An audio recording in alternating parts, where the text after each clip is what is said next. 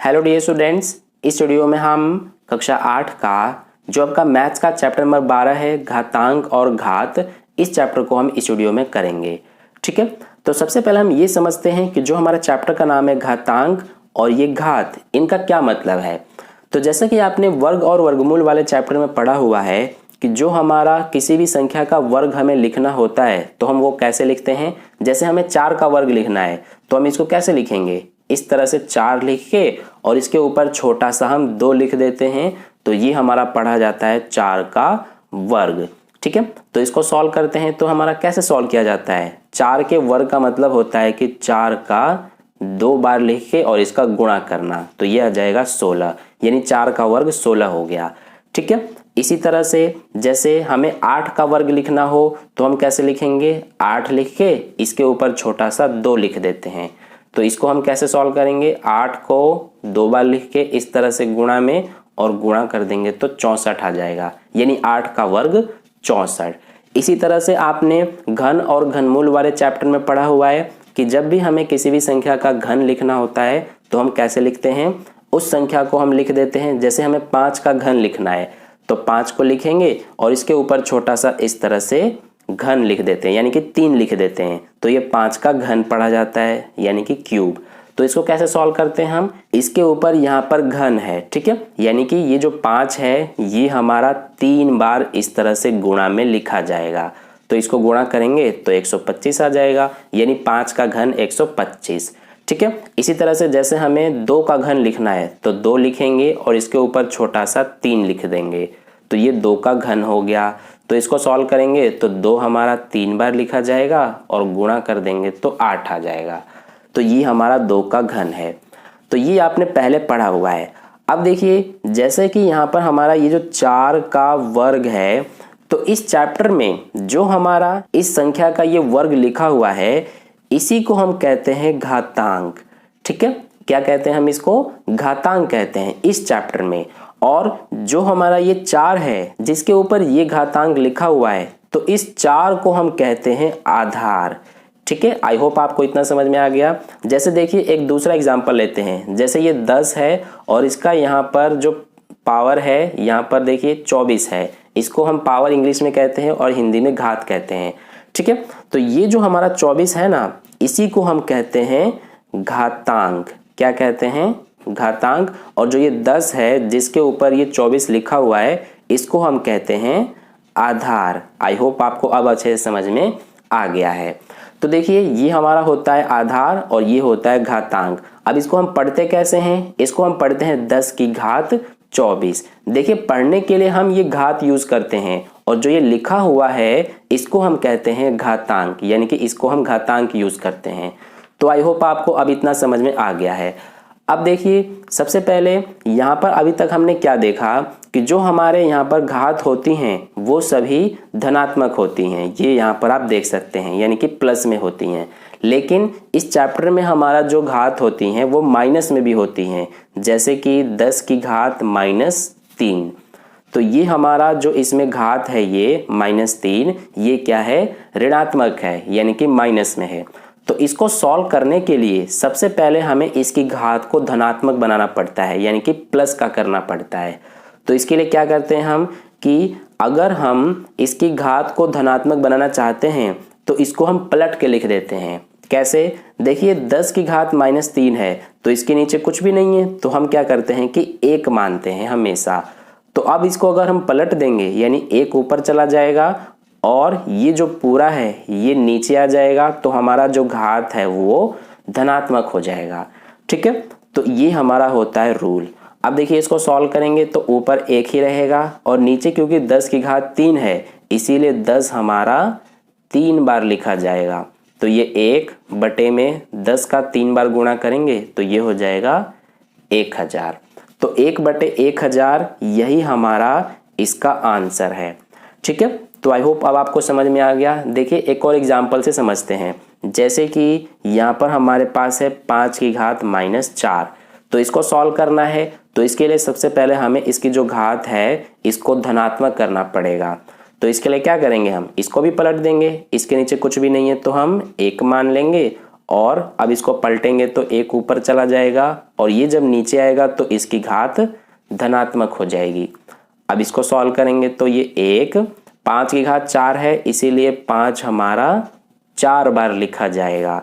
अब इसका गुणा करेंगे तो 5 पंजे 25, 25 पंजे 125, 125 पंजे 625, तो ये होता है हमारा।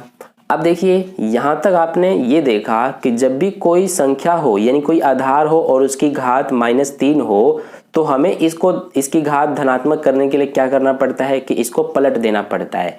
तो यहाँ पर आपने एक रूल सीखा, एक नियम सीखा कि जब भी किसी आधार की घात माइनस में हो यानी कि a हमारा आधार हो गया और इसकी घात m हो गई जो कि ऋणात्मक है यानी कि माइनस में है, तो इसको सॉल्व करने के लिए यानी कि इसकी जो घात है वो धनात्मक करने के लिए इसको हम पलट देते हैं यानी 1/a की घात m हो जाएगा। तो ये आपको याद रखना है, ठीक है, ये हर जगह काम आएगा आपका इस चैप्टर में। तो ये हो गया हमारा यहाँ तक। अब देखिए आगे बात करते हैं। अब यहाँ से हम घातांक के नियम पढ़ेंगे। तो देखिए घातांक के नियम क्या है हमारा, इसमें हम क्या पढ़ेंगे, तो आपके इस चैप्टर में कई सारे अलग अलग टाइप के क्वेश्चंस आएंगे घातांक से रिलेटेड, ठीक है। तो उन्हीं सभी को सॉल्व करने के लिए सारे अलग अलग टाइप के होंगे, तो उनको सॉल्व करने के लिए नियम बनाए गए हैं, ठीक है। अगर आप उन नियम को ध्यान से देखते हैं और उसको अगर आप समझते हैं तो आपको कोई भी क्वेश्चंस को सॉल्व करने में कहीं भी प्रॉब्लम नहीं आएगी। तो सबसे पहले हम पहला घातांक का नियम समझते हैं। देखिए मैं आपको एग्जांपल के थ्रू समझाता हूँ, ज़्यादा अच्छे से समझ में आएगा। जैसे कि यहाँ पर हमारे पास 6 है, 6 की घात 2 है और ये गुणा में है 6 की घात 3 के साथ।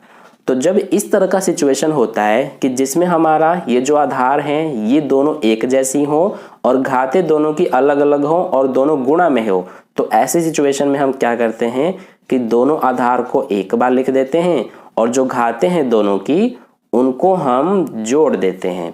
तो ये हो जाएगा 6, 2 + 3 5, तो ये हो गया 6 की घात 5, ठीक है। देखिए मैं आपको एक्सप्लेन करके दिखाता हूँ। ये 6 की घात 2 का मतलब है कि 6 हमारा 2 बार लिखा जाएगा, ये गुणा 6 की घात 3 का मतलब है कि 6 3 बार लिखा जाएगा। अब इसको अगर आप करेंगे यानी कि इनकी घात कुछ नहीं है तो 1 माना जाता है ना, तो इनको एक बार लिखते हैं हम और इनकी घातों को जोड़ देते हैं तो 6 की घात 5 हो जाएगा, जो कि यहाँ पर भी आपने देखा। तो यहाँ से हमारा एक नियम निकल के आता है, क्या कि जब कोई आधार a हो उसकी घात m हो और ये गुणा में हो, वही सेम आधार और घात अलग हो, तो ऐसी सिचुएशन में क्या करते हैं हम कि आधार को एक बार लिखते हैं और दोनों घातों को जोड़ देते हैं। तो ये हमारा यहाँ से पहला नियम बन जाता है, ठीक है। तो आई होप आपको समझ में आ गया, ये पहला नियम आपको याद रखना है। अब देखिए यहाँ पर हम दूसरे नियम को समझते हैं। तो सबसे पहले यहाँ पर हम एक एग्जाम्पल लेते हैं। जैसे कि यहाँ पर हमारे पास है 6 और इसकी घात 4 और ये भाग में है 6 और इसकी घात 2 के साथ। तो ऐसी सिचुएशन में क्या करते हैं हम कि जब दो आधार दिए गए हों और दोनों आधार सेम हो और घातें अलग अलग हो और दोनों भाग में हो, तो ऐसे सिचुएशन में हम आधार को एक बार लिखते हैं और दोनों घातों को घटा देते हैं, ठीक है। तो देखिए कितना हो जाएगा, ये 6 को एक बार लिखेंगे, 4 में से 2 घटाएंगे तो 2 आ जाएगा, तो 6 की घात 2 हो गया। अब इसको मैं आपको एक्सप्लेन करता हूँ। देखिए 6 की घात 4 है तो हम 6 को 4 बार लिखेंगे, है ना, और ये भाग का मतलब क्या होता है, बटा होता है, और यहाँ 6 की घात 2 है तो 6 को 2 बार लिखेंगे। अब ये 1 6 से 1 6 कटेगा, ये 1 6 से 1 6 कटेगा, तो क्या बचा, सिर्फ 6 गुणा में 6 बचा, यानी कि 6 की घात 2 बचा। यहाँ पर भी आपने वही देखा, है ना। तो यहाँ से हमारा एक नियम निकल के आता है, कौन सा, कि जब हमारा आधार a हो, इसकी घात m हो और ये भाग में हो किसके साथ, वही सेम आधार a और घात n के साथ, तो ऐसे सिचुएशन में हमारा आधार एक बार लिखा जाता है और दोनों घातों को घटा दिया जाता है, ठीक है। तो ये हमारा हो जाता है नियम। या फिर आप इसको इस तरह से भी लिख सकते हैं, ये a इसकी घात m, भाग का मतलब बटा ही होता है, और ये a इसकी घात n बराबर में a m - n। तो ये हमारा यहाँ पर जो है दूसरा घातांक का नियम बन गया, ठीक है। तो ये दो मैंने अभी तक आपको नियम समझा दिए हैं। अब देखिए तीसरे नियम की बात करते हैं। तो तीसरे नियम को समझते हैं। अब हम इसके लिए क्या करेंगे, एक एग्जांपल लेते हैं। सबसे पहले जैसे यहाँ पर 6 है, इसकी घात 2 है और इस पूरे की घात 3 है। तो ऐसे सिचुएशन में क्या होता है हमारा कि जब इस तरह का सिचुएशन हो जिसमें कोई आधार की घात हो और इस पूरे की भी घात दी गई हो, तो ऐसे में हम क्या करते हैं कि इसको एक बार लिखते हैं आधार को और दोनों घातों का गुणा कर देते हैं, यानी 2 गुणा 3 हो जाएगा। तो ये आ जाएगा 6 2 तिया 6, 6 की घात 6 हो गया। ठीक है, देखिए मैं आपको इसको एक्सप्लेन करता हूँ। यहाँ पर हमारा क्योंकि 6 की घात 2 है और इस पूरे की घात 3 है, तो 6 की घात 2 का मतलब है कि 6 गुना 6 लिखा जाएगा। अब इस पूरे की घात क्योंकि 3 है, इसीलिए ये हमारा यानी कि ये 3 बार लिखा जाएगा। तो ये 2 बार हो गया, 1 2, फिर एक बार और लिखा जाएगा इस तरह से। तो देखिए 1 2 3 बार हो गए, तो ये आ गया। अब इनकी घात कुछ नहीं है तो एक एक ही माना जाता है ना। तो ये हमारा हो गया। आपको याद रखना है कि जब भी कोई संख्या की घात कुछ भी ना दी गई हो तो हम 0 नहीं मानते हैं बल्कि 1 मानते हैं। जैसे 5 है, 5 की घात कुछ नहीं है तो 1 मानेंगे। जैसे 10 है, 10 की घात कुछ नहीं है तो 1 मानेंगे। ये आपको ध्यान रखना है, ठीक है। तो देखिए इन सब की घात कुछ नहीं है तो एक एक माना, और इनको हम क्या करेंगे कि एक बार लिख के और घातों को जोड़ देंगे तो 6 ही आएगा। ठीक है, तो ये हो गया। अब यहाँ से हमारा घातांक का नियम क्या निकल के आता है कि जब कोई आधार a हो, उसकी घात m हो और इस पूरे की घात n हो, तो ऐसे में हम क्या करते हैं कि आधार को एक बार लिख के और दोनों घातों का गुणा कर देते हैं। तो ये हो जाएगा हमारा a की घात m और इसकी घात n बराबर ये a, m और n का गुणा करेंगे तो mn हो जाएगा। तो ये हमारा जो है यहाँ से तीसरा घातांक का नियम बन गया। ठीक है, अब देखिए यहाँ से हम जो है चौथा घातांक का नियम समझते हैं। तो इसके लिए एक एग्जांपल लेते हैं। जैसे 6 है, इसकी घात 3 है। दूसरा लेते हैं 4 और इसकी घात 3।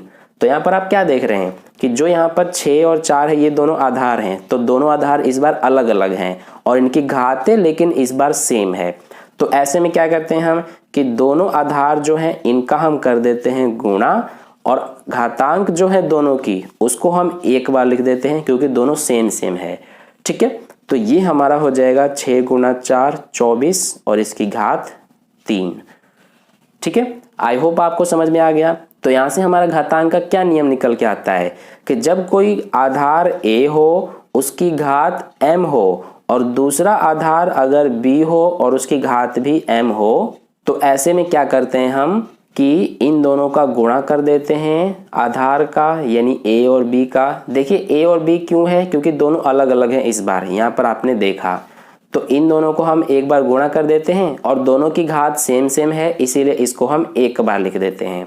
तो यहाँ से हमारा निकल के आता है नियम a की घात m गुणा b की घात m बराबर a और b का गुणा करेंगे तो ab हो जाएगा और इसकी घात m। तो ये हमारा यहाँ पर जो है ये चौथा घातांक का नियम है।